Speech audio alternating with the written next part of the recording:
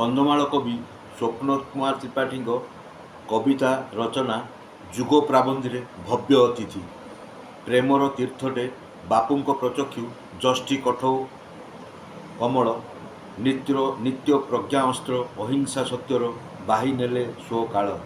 ଜ୍ୟୋତି ଉତ୍ସରେ ଆତ୍ମାର ସ୍ୱର ପ୍ରୀତିଭାବ ବିହଳନ ସ୍ୱଦେଶ କଥନ ଆତ୍ମଭାବରେ ସ୍ୱାଧୀନତା ସଂଗ୍ରାମ।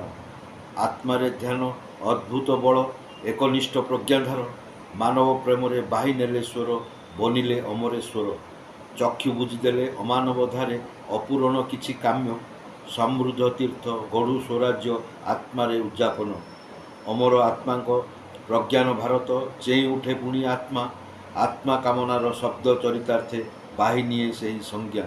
କବିର ଚେତନା ନିତ୍ୟ ସାକାର ସେହି ଗୁଜରାଟ ପ୍ରାଜ୍ଞ ଆତ୍ମ ଅଭିଧାନେ ମାନବ କଲ୍ୟାଣେ ପ୍ରୀତିର ସନ୍ଧାନ।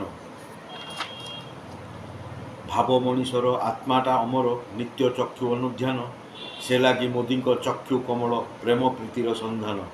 ଚକ୍ଷୁ ଖୋଲିଗଲା ମନ୍ଦିର ଦୁଆର ରାମ ରାଜ୍ୟ ସ୍ଥାପନ କରୁଣ ସ୍ୱରରେ ପ୍ରଭୁଙ୍କ ନୈବେଦ୍ୟ ଏ ଭାରତେ ଉତ୍ଥାପନ। ସେଇ ବନ୍ଧୁଙ୍କର ଚକ୍ଷୁ କମଳ ଜ୍ୟୋତିର ସଂଜ୍ଞାନ ବିଶ୍ୱଟା ପରା ଆମ ପରିବାର ନୁହେଁ ହିନ୍ଦୁ ଜଗନ ଖ୍ରୀଷ୍ଟିଆନ।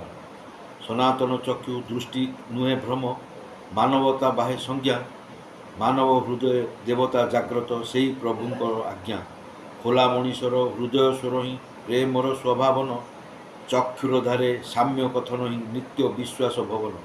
ମୁଖମଣ୍ଡଳରେ ପାଚିଲା ଦାଢ଼ିକୁ ବାଳ ଧୋବ ଫରଫର ଦେଶ ସେବକଙ୍କ ଆତ୍ମପ୍ରଜ୍ଞାନଟା ନିତ୍ୟ ଦର୍ଶନ ସାକାର।